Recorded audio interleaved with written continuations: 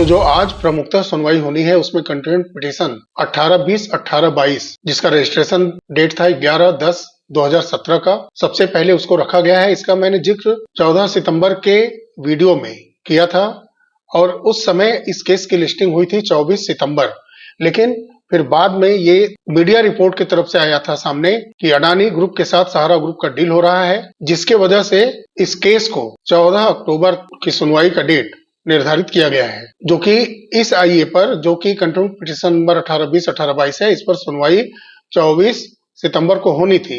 लेकिन media report के बाद डेट चेंज होती है। और जो दूसरा इसमें प्रमुख आईए है जो 2012 से लगातार चला आ रहा है, कंटेम्प्ट पिटीशन नंबर 412 413, और फिर 2013 में एक कंटेम्प्ट पिटीशन लगा था, उसका नंबर है 260, इस पर सुनवाई होनी है। फिर तीसरा जो सिविल अपील नंबर रखा गया है 9813 और 9833, ये 2011 से चला आ रहा है, इसको भी रखा गया है, इस पर भी सुनवाई होगी। और फिर 2012 में सिविल अपील नंबर 8643, इसको रखा गया है।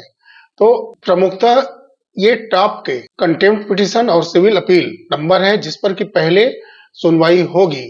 और इस कंटेम्प्ट पिटीशन और सिविल अपील के अंदर अगर कोई आईए लगाई गई है बाद में, उसको भी सुना जाएगा। यानी सब मिलाकर के 5 कंटेम्प्ट पिटीशन है जिस पर पहले सुनवाई होगी। और आपको याद होगा कि 12 फरवरी 2025 को जो एक जजमेंट आया था, जिसमें कि ये आदेश सहारा की तरफ से जो प्रेयर किया गया था, उसके परिप्रेक्ष्य में सुप्रीम कोर्ट की तरफ से ये आदेश पारित किया गया था कि वर्सोवा भूमि के लिए, जिसका कि कई हिस्सा वहां के कलेक्टर के मुताबिक मैंग्रोव भूमि क्षेत्र में आता है, उसके स्पष्टीकरण के लिए नोटिस जारी किया जाता है महाराष्ट्र के सचिव और ministry of environment, forest and climate change को नोटिस जारी करके वहां की वस्तुस्थिति से अवगत कराने की बात कही जाती है। और साथ ही में सेंट्रल गवर्नमेंट के भी ministry of housing and urban affairs के चीफ सेक्रेटरी के तरफ से भी ये रिपोर्ट मांगा जाता है उस वर्सोवा भूमि के बारे में। और आदेश पारित किया जाता है कि 15 दिनों के अंदर एफिडेविट इनकी तरफ से कोर्ट के अंदर दाखिल किया जाए। और वही साथ में वर्सोवा भूमि के बिक्री के लिए कि वो किस नियम और शर्त के मुताबिक बिक्री की जाए कि उसका ज्यादा से ज्यादा पैसा सहारा को मिल पाए।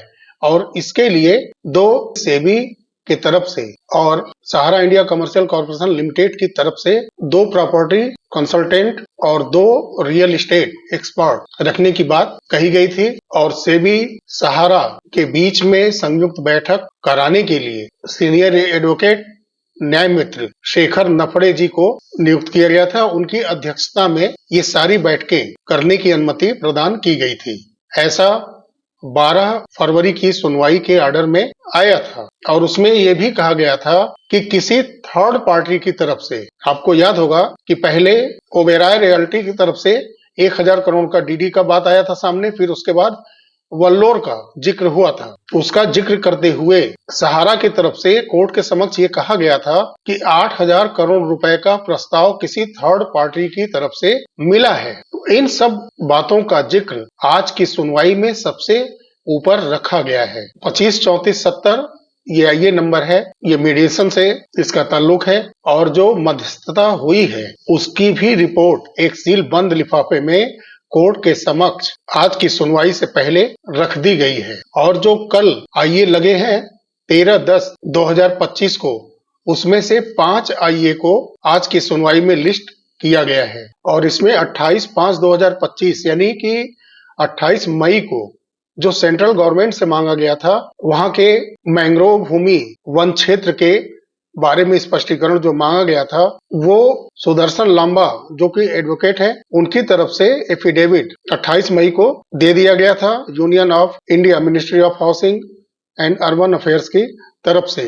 तो ये सारी चीजों का जिक्र सबसे पहले ऊपर है। और मुझे ऐसा लगता है कि इन बातों का उदाहरण देते हुए पहले जो 5 कंटेम्प्ट पिटीशन है उसको कोर्ट के समक्ष रखा जाएगा ताकि वो कंटेम्प्ट पिटीशन सॉल्व किया जाए। फिर उसके बाद जो पैसों की कमी के लिए 8000 करोड़ रुपए के लिए किसी तीसरे पक्ष की बात की गई थी, तब जाकर के सहारा ग्रुप और अडानी ग्रुप के बीच जो डील की बात सामने आ रही है 6 सितंबर से, उसको फिर रखा जाएगा। क्योंकि इसमें अभी तक अडानी ग्रुप की तरफ से जिन एडवोकेट का जिक्र हुआ है, खेतान एंड कंपनी का, अभी उनके तरफ से आईए को इसमें लिस्ट नहीं किया गया है। तो इन सब चीजों पर विचार करने के बाद, इस पर सुनवाई पूरी होने के बाद, जब गौतम अवस्थी जी, जिन्होंने आईए के माध्यम से प्रेयर किया है, जो 15/9/2025 को उनकी तरफ से लगाया गया है, जिसमें कि आईए नंबर 232665 डायरेक्शन के लिए 15/9/2025 को लगाया उन्होंने, 233167 2025 ये भी 15/9/2025 को लगाया गया है, जिसमें कि implement on behalf of applicant Sahara India commercial corporation limited के लिए लगाया गया है। फिर उसके बाद 15 को ही फिर एक डायरेक्शंस के लिए 232892 ये आईए फिर लगाया गया, और गौतम अवस्थी जी की तरफ से फिर एक आईए लगाया गया था 17/8/2024 को। इसके बाद आप जानते ही हैं कि 3, 4, 5 सितंबर 2025 को 3 दिन का सुनवाई, एक बहुत बड़ी सुनवाई हुई थी। तो उस आईए का भी जिक्र इसमें हुआ है। IA number 182815 modification of order date 24/2/2015 के आदेश को मॉडिफाई करने के लिए गौतम अवस्थी जी की तरफ से ये लगाया गया था। उस आईए को भी इसमें लिस्ट किया गया है। उसमें रिजर्व बैंक ऑफ इंडिया की तरफ से रिप्लाई के लिए आदेशित किया गया था, जिसमें कि उनका रिप्लाई आया भी है। Reply also filed on behalf of reserve bank of India mister Ramesh Babu MR advocate, ये 20/12/2024 को फाइल किया गया था रिजर्व बैंक ऑफ इंडिया की तरफ से। तो स्थिति स्पष्ट है। पहले सहारा अपने आप पर लगे सारे कंटेम्प्ट पिटीशन को सॉल्व कराना चाहती है, साथ साथ जो 8,000 हो या 10,000 करोड़ रुपए का कंटेम्प्ट चला रहा है सेबी की तरफ से, उसको जमा करने की बात हो सहारा सेबी खाते में। फिर उसके सोल्यूशन के लिए हमें ऐसा लगता है कि अडानी ग्रुप का नाम फिर रखा जाएगा।